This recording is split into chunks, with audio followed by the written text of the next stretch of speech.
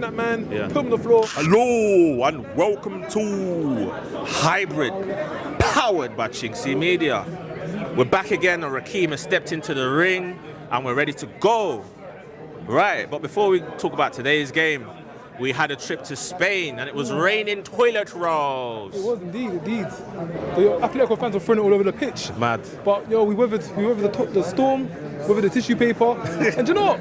1-1 away in the Champions League game, knowing that we're coming back to our ground the following week, isn't the worst score in the world. That's the default scoreline. So we go back to the Emirates, fresh start, 1-1, we go from there. And after the confidence of playing, if we go back to last Wednesday, how we played then, I don't really know what to say about it. It looked like how we've been playing for the last 3 months. There was no imagination, there's no creativity. Both goals were scored by penalties, you know. It wasn't too enlightening, but after today's performance, it gives me a bit more to be happy about, a bit more to look forward to. That if we play today, of course it's Fulham and Atletico different levels, but if we play this kind of free-flowing football, we keep Skelly in centre mid, we make those little changes, Eze attacking mid, I think we can get it done. I'm very confident we can get it done. An interesting stat that's been going around, in the Champions League, we've conceded 6 goals. We've conceded 6 goals for the whole Champions League. Yeah. All the other teams have conceded 25 goals plus. The difference. In the Champions League? We've only conceded Well, no, 6. other teams have conceded 25 in that. They've all conceded about, is it 20? Oh, is it that the difference? That's No, mad. that means scored 15. Let's say 15 to 20. That's a lot, though. Scored 15 to 20 Yeah, goals that's between crazy. them. But we scored 6, so significantly much less goals. And those are the fine margins, you know.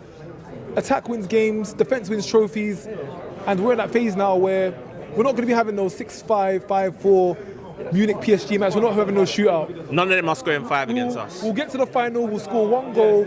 Sad to say, we'll park the bus, throw defenders back, and we'll clinch onto it from a win that way. That's how the Champions League final could go down with Arteta, who's at the wheel. So, yeah, man, good result from Tuesday. Of course, on Wednesday, we now close the show. We now get the job done. Start, sub, sell.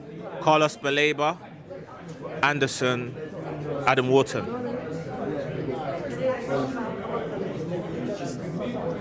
Start Wharton, bench Anderson, sell Baleba. What league position will Sunderland finish in?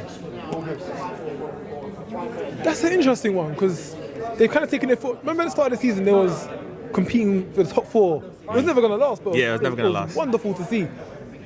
But now that they've kind of fallen off, they secured Premiership, they're not getting relegated, they're not getting demoted.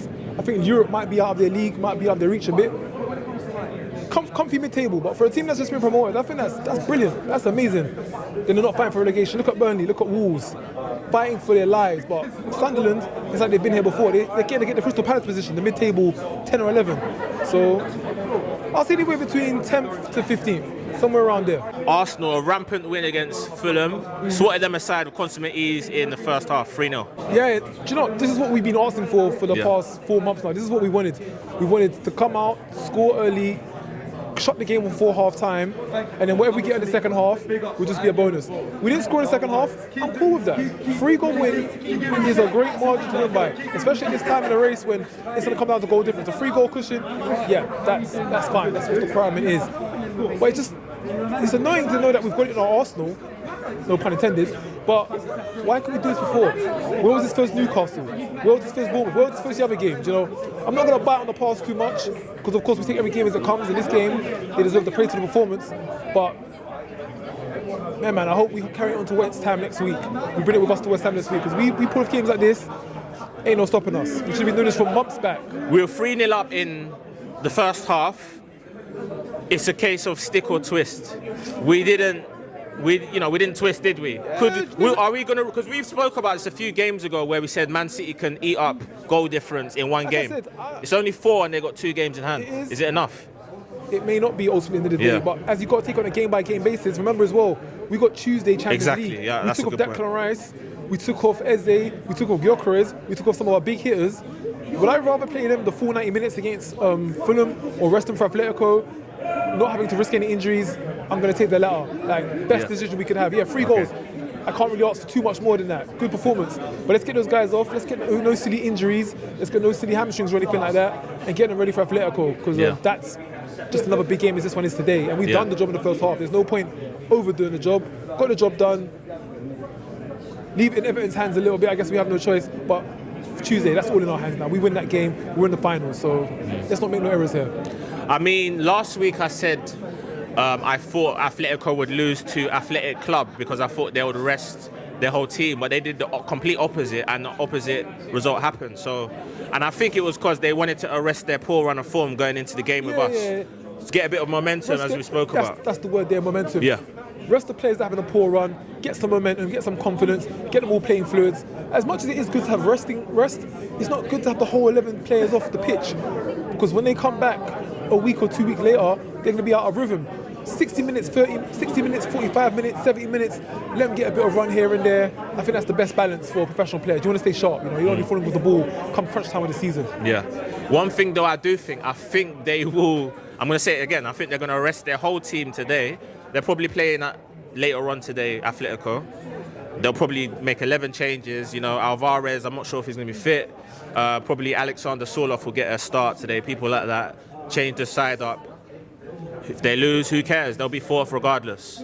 And then obviously they come to the Emirates on Tuesday. I still think, their taxes, but I still feel it's good that players have a few minutes just to keep active, just to keep sharp between games. Like, starting, for example, Saka today, 45 minutes. Arteta don't normally do half-time subs, but he done a 45-minute change with Madueke. Probably because Saka's come back from injury. Probably he's not 100% at his best. Yeah. But you know what?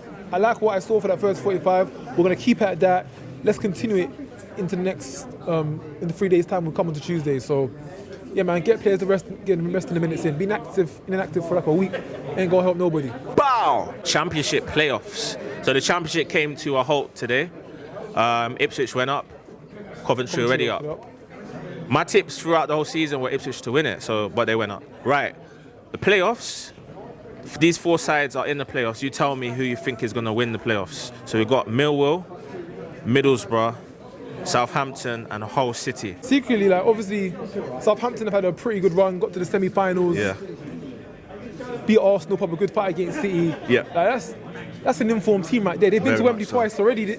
Once. They've been to once already this season. Yeah. They've had two big games. They showed that they can handle it in those kind of ties. I wouldn't be surprised with Southampton. And also the fact that they was in the Premier League last season, their players have had the experience of playing in the Premier League. They've played against some big Premier League sides in the last 2 games, held their own. Yeah. That looks pretty strong going into some knockout games. That looks pretty strong. So maybe I'll go Southampton. As much as I like it to be Millwall, because and this is a bit of strategy here. As an Arsenal fan, you would want it to be Millwall. You would want it to be QPR. You want it to be Charles. You want the London teams. You want those short away days. You don't want away days travelling 5 hours across the country, going up to the Sheffield Wednesday, the Sheffield Uniteds, the Blackpool. You don't want those kind of games. I want to drive an hour down the road, I'm in QPR, hour down the road, I'm in Millwall. You want those close range games. So for the strategic side of it, for Arsenal's sake of it, let's keep these London teams in the Premier League and make it all short journeys for away days. Okay. Luton today, obviously not in the playoffs, but Luton, another team that I have no problem with. Oh, they missed out? They're not in the playoffs. Luton. They were close. I don't know if they played today or play tomorrow, but they're within a point. They need to win and hope other team drop points. If Luton get through, if we get to the playoffs, then Luton or Millwall. Just make life easier. And also, for fans, it's easier to get tickets, easier for the away days. Yeah, rather that. I was in Luton a couple of days ago as well. That's funny. Shoot, save, pass. Shenseea, SaWeetie, Ice Spice. Ice Spice. What, shoot or... Shoot. Go! Who would you save? SaWeetie or Shenseea? Shenseea. What a save! Pass. So that would be SaWeetie, innit? Jadon Sancho, do you hear that? World or class? Which of the following, if any of these following 10 Arsenal players, are world class? You got David Raya. World class. Jurien Timber. World class. William Saliba. World class. Gabriel. World class. Ricardo Calafiori. We're getting there. Martin Zubimendi. Getting there. Declan Rice. World class. Martin Odegaard. No. I knew you wasn't going to say getting there. I know you, bro. We tried. I know you. I know how you move. At one point, but we've gone backwards. Oh, my days. Eberechi Eze.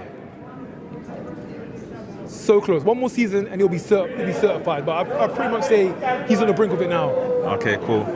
Bukayo Saka. Games like today, let's just put it up. Games like today, this is the first time we've seen Bukayo Saka. Like last guy, he's been there for the last couple months.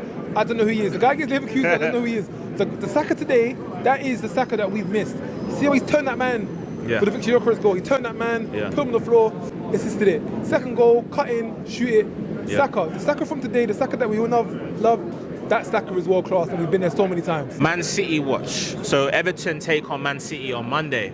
Talk to me about the game, what you're expecting. You know, it's at Goodison Park. Not even a few games ago, they was competing with Liverpool for like, who's going to come ahead of top Liverpool. five, top six. Yeah. So again, we come down to this position. I hope the Blue side of Merseyside can show up for us for that day. Come on. If they can get a draw, do you know, if they can get a draw, or if they can just lose 1-0, the minimum, just 1-0. Just don't do damage to the goal difference. Don't do 9 City. Don't go on a man thing. If it's 1-0, alright, cool, keep it at that. Draw, win, amazing, but I lost 1-0, we can take that for now. Arsenal v Atletico Madrid on Tuesday. Semi-final, second leg. The first 90 minutes, we got the haram ball stuff out the way. We got the park the buses. We got the keep a low block. We got all that stuff done. Now it's the final half. Someone needs to win. Someone needs to come forward. Someone needs to attack. Someone needs to assert. And someone needs to go for it now and get it over the line. We're at home. We've got a great record at home. We've not lost in the Champions League. We've been running all over Spanish teams in the Champions League for the last 2 seasons now. And Atletico, it's just we ran them over already. 4-0 in September, I think it was. Ran them over already. Yeah. September, October. So we're just going to repeat that. We're just going to keep the momentum going. Hopefully. Good today. Skelly, Rice, Eze centre mid. I like that. I didn't think it was going to work like that, but it worked terrifically well today. Things with Skelly, he told his nerve in the Champions League semi-finals against Real Madrid. He went up against PSG. Like, he's got the experience in the Champions League. If he's comfortable in his position, then let him play. Give him that opportunity, because he wasn't going to fold in that stage. He's done it before. So we can go on like we did today. The forward passes, breaking the lines. I feel we definitely get the job done. Gyökeres staying sharp, scoring them goals in. Yeah, man, it's going to be a double on the horizon, potentially. Double on the horizon. Boxing talk. Right. Last week we spoke about Caroline Dubois against potentially Alicia Baumgartner. Well, that's pending, right? Pending. It's the thing with boxing, things can change just like that. Things can change just in 24 hours. Yeah. In the last week, there's not been too much. There hasn't, is it? There's not been too much. Yeah. There's not been too much. It's been a quiet week. It has. Joshua's got an opponent. He's versus an Albanian fella. Oh, yeah. In Saudi Arabia. Pringle. Yeah, let's talk about that, man. What's going on with that? It's a warm-up fight. It's a tune-up fight. His last fight was against Jake Paul. Jake Paul wasn't really an anything fight. Yeah. This is the fight. Get him back to being sharp. Get him back to being serious in his training. Get him back to his form. And then get the fight with Fury, which is going to come probably end of the year. Yeah, but let's talk about this Prengo, because obviously I've looked at his box record. Man's got 20 KOs. Yeah, padded records. If you look at your opponent. Yeah, padded, that's what I'm saying. No one's in the top 20. No one's in the top 25 probably knows. There's no notable names. It's just... Yeah. He's had his career kind of getting ready for this fight with AJ. Like, I'm going to pad up my records, not fight anyone. But then someone's going to pick me out in the blue just to be an opponent. To get that one-off payday. So, not really sure much ambition in his career. He's like 35, so he's been around for a while. I see the YB getting onto him. Bro. People think you know box, you know what it is. The record looks flashy. It's remarkable on paper. Netflix viewers who ain't never watched the sport before, oh, this guy's he's got 20 wins, 20 years, he might be a threat. He's fought tomato cans most of his career. So can't polish a turd, man. Nah, we know what it is. We know what it is. Bow! Thanks for watching this video, guys. Don't forget to like, hype, comment, share, and subscribe. And most importantly, turn on your notifications so you never miss a video. And be sure to check out these playlists for more amazing videos. Only on Hybrid, powered by chinkseyMEDIA.